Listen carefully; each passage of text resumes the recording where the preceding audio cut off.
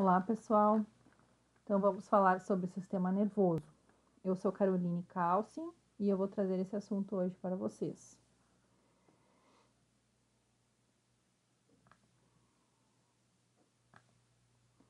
O sistema nervoso, ele comanda todas as funções do corpo e é também a principal estrutura relacionada à interação com o meio ambiente. O sistema nervoso, ele é composto pelo sistema nervoso central e sistema nervoso periférico. O encéfalo e a medula compõem o sistema nervoso central e o sistema nervoso periférico, somático e autonômico constituem o sistema nervoso periférico. O sistema nervoso autonômico, ele também possui outras duas divisões. Ele se divide em simpático e parasimpático. Eu queria trazer uma definição aqui de que sistema nervoso central é tudo que está alojado dentro do estojo axial. E o sistema nervoso periférico é tudo que está alojado fora do eixo axial, do estojo axial. Eu acho importante adotar essa referência porque muitos autores colocam, por exemplo, os nervos cranianos como parte do sistema nervoso periférico. E como a definição adotada é de que o sistema nervoso central é tudo que está alojado dentro do estojo axial, os nervos cranianos fazem parte do sistema nervoso central. Então, como eu disse, a composição do sistema nervoso central se dá pelo encéfalo e a medula, que são estruturas que se complementam, mas que têm funções diferentes. O encéfalo é o centro do sistema nervoso, coordenando todas as funções vitais e cognitivas. A medula é um cordão alongado do sistema nervoso central que conduz informações aferentes e eferentes, ou seja, as informações que vêm da periferia até o córtex e também informações que são provenientes do córtex e que se dirigem para a periferia.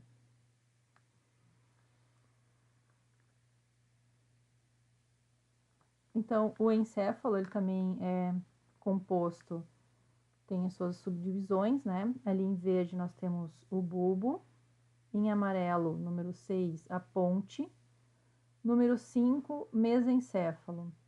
Atrás dessas estruturas, número 8, o cerebelo, número 3, o diencéfalo e número 2, o telencéfalo. A medula também faz parte do sistema nervoso central. Ela tem sua extensão desde a região abaixo do bulbo até L1, L2. Ela é composta por vários tratos e fascículos, que a gente vai ver mais adiante, e vários dos nervos espinhais são provenientes da medula espinhal.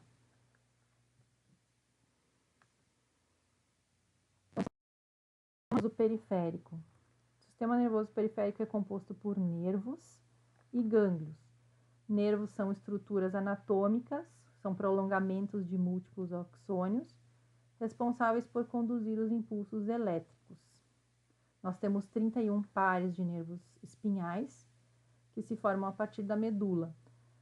8 nervos cervicais, 12 torácicos, 5 lombares, 5 sacrais e 1 coxígeo. Também faz parte do sistema nervoso periférico os gânglios, né, que são aglomerados de corpos de neurônios que estão fora do sistema nervoso central.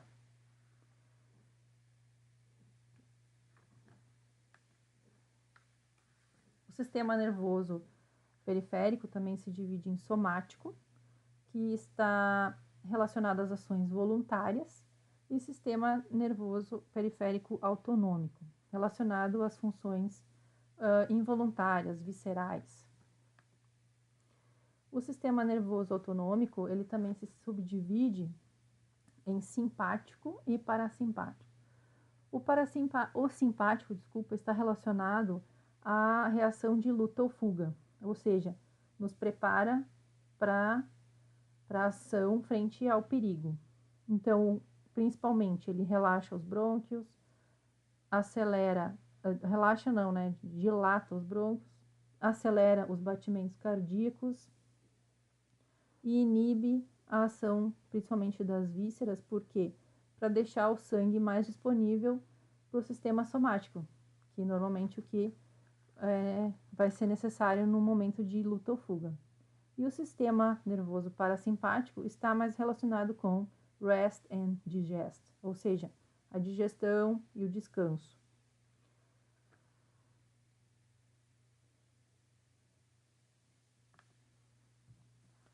O neurônio. O neurônio é a unidade funcional do sistema nervoso central. Ele é formado por um corpo celular, um axônio e dendritos. É no neurônio que ocorre o fluxo axoplasmático, que é o nome dado ao movimento de substâncias através do axoplasma. Este fluxo pode ser anterógrado, que é no sentido do corpo, ou retrógrado, no sentido inverso, sentido da terminação nervosa. Queria também chamar atenção para outras estruturas importantes do neurônio, como, por exemplo, a bainha de mielina, que é formada por células não neuronais, ou seja, células que não fazem a sinapse, células de Schwann, né? E essas células envolvem o axônio. Também o nó de Ranvier, que são indentações da bainha de mielina, que correspondem à área descoberta do axônio entre duas células de Schwann. Então, o estímulo passa pelo axônio e nos nódulos de Ranvier ele se propaga de pulo em pulo. Os estímulos que passam pelo neurônio são transmitidos através de sinais elétricos e químicos, que são as sinapses. Nós temos vários tipos de neurônio. Neurônios unipolares, com uma única raiz que se divide em axônio e dendrito. São os tipos mais comuns, que compõem os nervos sensitivos, transportam então temperatura, tato, pressão, toque, percepção espacial e atividade visceral. O tipo bipolar, que tem dois processos em pontas opostas do corpo celular. Esse tipo é mais encontrado na retina do olho, cavidade nasal e ouvido interno. E os neurônios multipolares, que estão relacionados ao controle dos movimentos corporais, conduzem potenciais de ação do córtex cerebral para a medula e desta para os complexos musculares. Esses neurônios eles têm muitos processos associados ao corpo celular. Então, geralmente, as extensões dos axônios estão reunidas, né, como arames de um cabo, formando nervos no sistema nervoso periférico e tratos no sistema nervoso central. A gente vai ver isso adiante também, os tratos ascendentes e descendentes. Então, o agrupamento de corpos de neurônios situados no sistema nervoso central são chamados de núcleos, e os situados no sistema nervoso periférico são denominados gânglios. Então, outras células não neurais. Nós temos as células da glia, né, ou células gliais, ou ainda neuróglia, que são diversos tipos celulares presentes no sistema nervoso central. Estas células não geram impulsos, não formam sinapses e são capazes de se reproduzir, que é uma capacidade que os neurônios não têm. Estas células da glia atuam como células de suporte aos neurônios e possuem diversas funções, né? A constar ali, sustentação e isolamento dos neurônios, transporte de substância nutritiva, participação do equilíbrio iônico e remoção das substâncias excretadas. Então, os tipos celulares que a gente encontra são os astrócitos, relacionados à função e sustentação dos neurônios, a micróglia, que é responsável pela fagocitose de corpos estranhos e restos celulares, os oligodendrócitos, que produzem mielina, só que no sistema nervoso central, porque no sistema nervoso periférico essa função é exercida pelas células de Schwann. E ainda as células ependimárias, que têm a função de revestimento do sistema nervoso central. Então, os principais tratos e vias do sistema nervoso. Nós temos vias ascendentes, que vão levar a informação da periferia até o córtex, e vias descendentes, que são vias que vão trazer a informação do córtex até a periferia. As vias ascendentes estão desenhadas em azul no slide, e as vias descendentes estão desenhadas em vermelho. Então, como vias aferentes, nós temos o trato espinotalâmico, anterior e lateral, o trato espinocerebelar, fascículo grácil e cuneiforme. Então, os estímulos chegam nos tratos espinotalâmicos e espinocerebelares, cruzam a medula e então ascendem até o córtex. Eu vou trazer essas informações porque à frente a gente vai tratar de uma patologia chamada de síndrome de Brown-Séquard, que justamente é uma hemissecção da medula. E isso vai trazer um quadro clínico bem específico para os pacientes que possuem essa síndrome, que justamente é o bloqueio de algumas vias e outras não. E temos também, então, as vias eferentes, as vias que vão trazer informação do córtex para a periferia. E elas se dividem em piramidais, que são as vias que têm origem no córtex e decussam ali nas pirâmides do bulbo. São duas essas vias, a trato córtico-espinhal lateral e o trato córtico-espinhal anterior. E as fibras extrapiramidais, ou seja, fibras que se originam no tronco encefálico e que não vão fazer a decussação no bulbo. É o trato rubro-espinhal, vestíbulo espinhal, tecto espinhal, retículo espinhal. Por exemplo, a esclerose lateral amiotrófica é uma doença desmielinizante do trato córtico-espinhal. Por quê? E quando o trato córtico-espinhal, quando vai sair da medula, ele se conecta com um neurônio no mesmo lado, né? E já as vias ascendentes, elas cruzam na medula. Então, resumidamente, os tratos descendentes, os tratos principais descendentes, eles decussam no bulbo. E os tratos ascendentes, eles fazem o cruzamento na medula.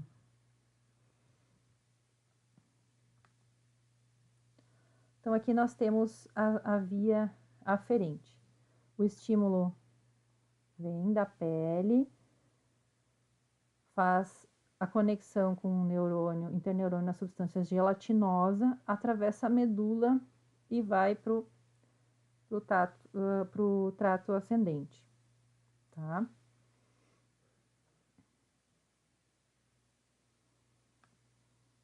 Já as vias eferentes, as informações chegam do córtex e fazem uma conexão com o interneurônio motor no mesmo lado da medula, porque já fizeram a decussação no bulbo, e então seguem para a periferia.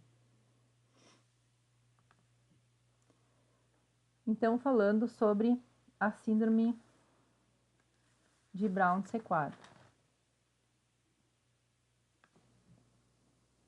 Então, a síndrome de Brown-Séquard, ela é uma lesão medular incompleta, caracterizada por um quadro clínico que reflete a hemissecção da medula.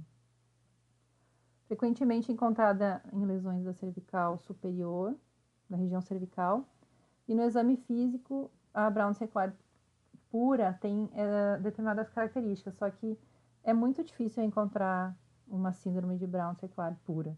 Normalmente, ela é mista.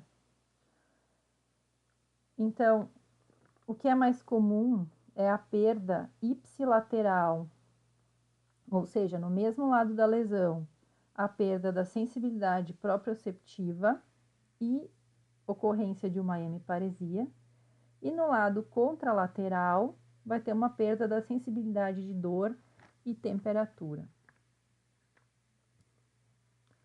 Por quê? Porque vai ter uma interrupção do trato córtico-espinhal lateral, paralisia espástica do mesmo lado e abaixo do nível da lesão, sinal de Babinski, perda do mesmo lado da sensação, da percepção tátil, vibratória e da posição de sentido, interrupção do trato espinotalâmico lateral e perda do lado contrário da lesão, da sensação de dor e da temperatura, que normalmente ocorre de 2 a 3 segmentos abaixo do nível da lesão.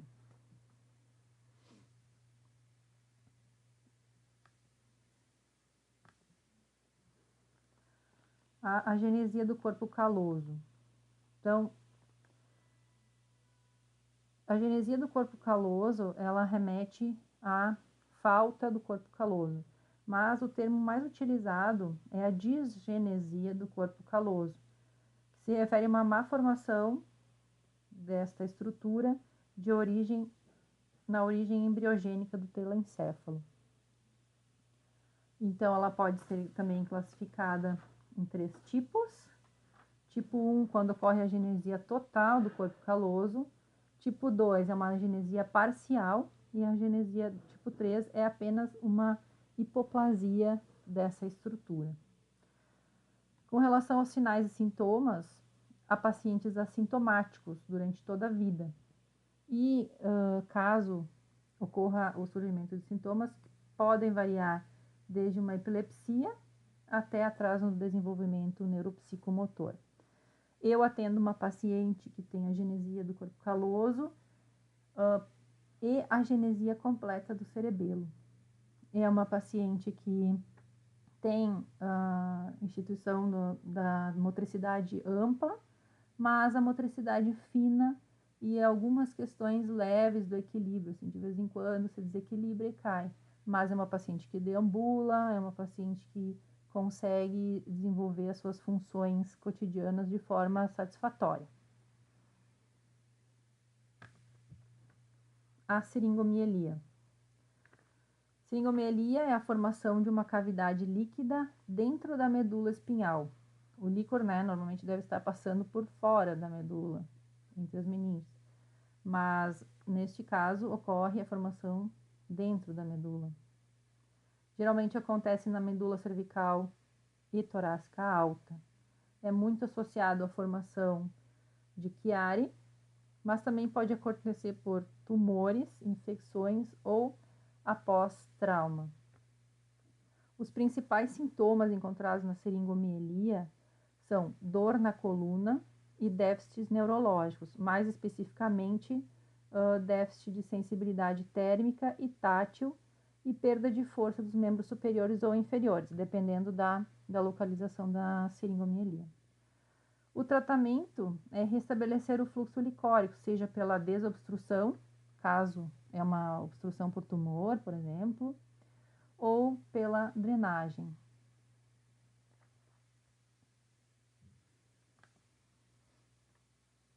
As meninges. Então, o sistema nervoso central ele é muito delicado. Por esse motivo, ele apresenta a necessidade de proteção.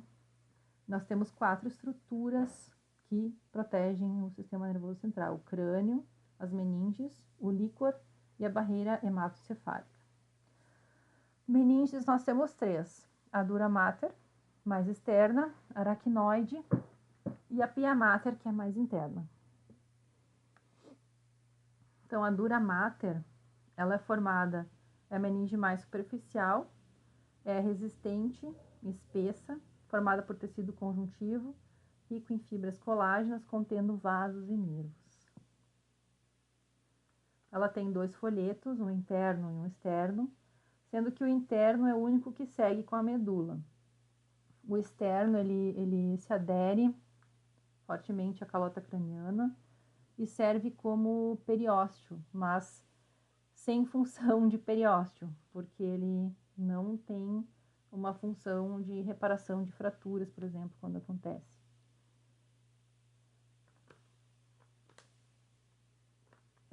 A dura mater, ao contrário das outras meninges, é ricamente inervada. E como o encéfalo não possui terminações nervosas sensitivas, quase toda a sensibilidade intracraniana se localiza na dura mater, responsável, então, pela maioria das dores de cabeça. A aracnoide é uma membrana muito delicada, justaposta à dura mater, que se separa por um espaço virtual, um espaço subdural, e contém pequena quantidade de líquido nesse espaço, necessária à lubrificação das superfícies de contato com essas duas membranas. A aracnoide separa-se da pia mater, já a meninge mais interna, pelo espaço subaracnoide, que contém o líquido, né, cérebro espinhal, que é o líquor. Considera-se também como pertencendo à aracnoide as delicadas trabéculas que atravessam o espaço para se ligar à pia mater, que são denominadas trabéculas aracnoides. Elas são assim denominadas, né, porque essas trabéculas lembram uma teia de aranha.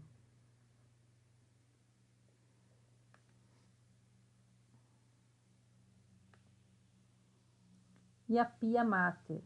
A pia mater é a mais interna das meninges, aderindo intimamente à superfície do encéfalo e da medula. Os relevos, as depressões da pia mater, elas acompanham todo o tecido neural, descendo até o fundo dos sulcos cerebrais.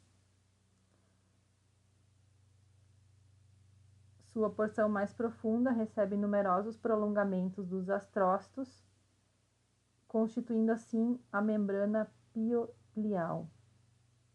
A pia mater, ela é que dá mais resistência aos órgãos nervosos, pois o tecido nervoso é muito mole. Os ventrículos. Então, os ventrículos, eles estão presentes nos hemisférios.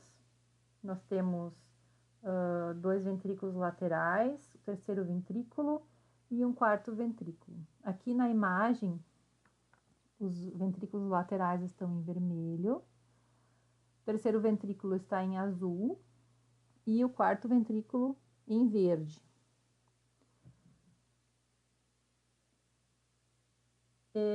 Nos ventrículos estão localizados o plexo corioide, que ele secreta o líquor.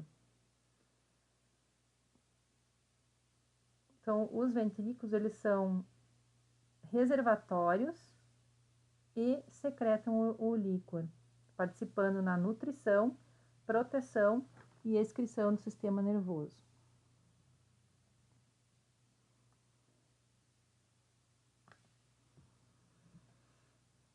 O líquor é um fluido aquoso incolor que ocupa o espaço subaracnoide e as cavidades ventriculares.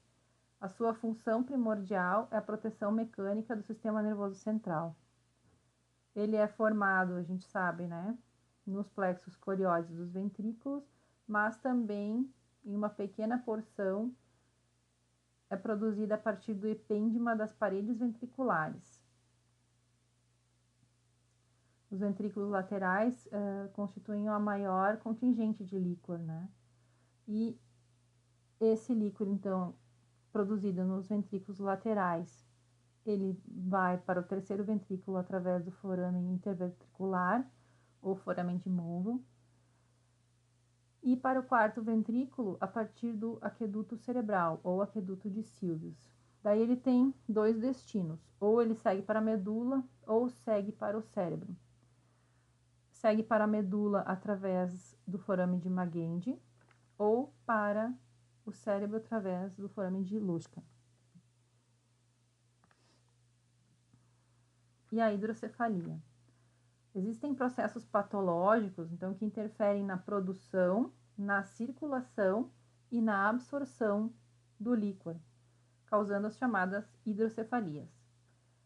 Essas se caracterizam por um aumento da quantidade e da pressão do líquor, levando a uma dilatação dos ventrículos e compressão do tecido nervoso, contra, né, o estojo ósseo. Existem dois tipos de hidrocefalia, as comunicantes e as não comunicantes. As hidrocefalias comunicantes resultam de um aumento na produção ou na deficiência da absorção do líquor. E as hidrocefalias não comunicantes, elas são muito mais frequentes e resultam na obstrução do trajeto do líquor, o que pode ocorrer em diversos locais, tanto no forame interventricular, como no aqueduto cerebral, ou nas aberturas que